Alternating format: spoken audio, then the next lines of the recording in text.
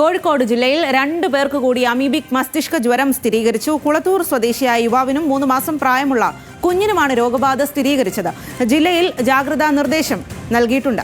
Benson ബാബുവാണ് വിവരങ്ങളുമായി ചേരുന്നത്. Benson, ഇപ്പോൾ എന്തെല്ലാം കാര്യങ്ങളാണ് നിർദ്ദേശങ്ങളായി പറയുന്നത്?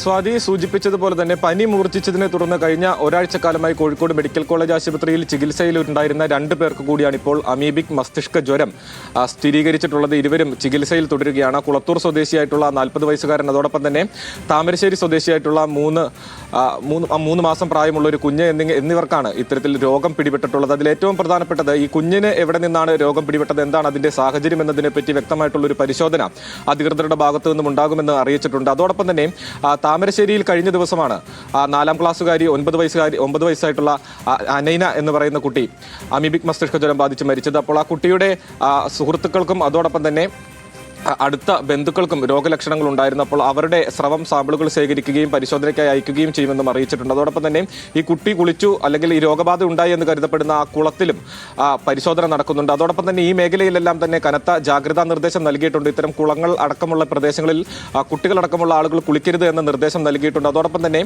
ഏതെങ്കിലും വിധത്തിലുള്ള പനി ലക്ഷണങ്ങൾ ഉണ്ടെങ്കിൽ കൃത്യമായും ചികിത്സ തേടേണ്ടതുണ്ട് എന്നും അറിയിച്ചിട്ടുണ്ട്. നിലവിൽ കോഴിക്കോട് മെഡിക്കൽ കോളേജ് ആശുപത്രിയിൽ പനിയുടെ ഭാഗമായി അല്ലെങ്കിൽ പനി ചികിത്സയ്ക്കായി എത്തുന്ന ആളുകൾക്ക് എല്ലാം തന്നെ ഇത്തരത്തിൽ മറ്റ് രോഗലക്ഷണങ്ങൾ, മറ്റ് രോഗങ്ങൾക്കുള്ള പരിശോധനകൾ കൂടി നടത്തുന്നുണ്ട്.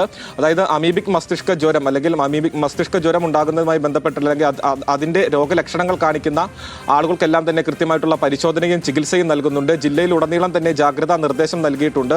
ഇത്തരത്തിൽ ഈ പൊതു ഇടങ്ങളിൽ അല്ലെങ്കിൽ പൊതു കുളങ്ങളടക്കമുള്ള പ്രദേശങ്ങളിൽ കുളിക്കുന്നത് ജാഗ്രതയോടെ വേണമെന്ന നിർദ്ദേശമാണ് നൽകിയിട്ടുള്ളത്. നിലവിൽ ഈ ചികിത്സയിലുള്ള 2 ആളുകളുടെയും നില അത്രത്തോളം ഗുരുതരമല്ല. അവരുടെ ആരോഗ്യനില കുഴപ്പമില്ലാത്ത രീതിയിൽ പോകുന്നുണ്ട് എന്ന് തന്നെയാണ് ആരോഗ്യ വിഭാഗം അറിയിച്ചിട്ടുള്ളത്. ഡിഎംഒ അടക്കമുള്ള ആളുകൾ അറിയിച്ചിട്ടുള്ളത്. ഇവർ കഴിഞ്ഞ ഒരാഴ്ചയിലധികമായി കോഴിക്കോട് മെഡിക്കൽ കോളേജ് ആശുപത്രിയിൽ ചികിത്സയിൽ തുടരുന്നവരാണ്.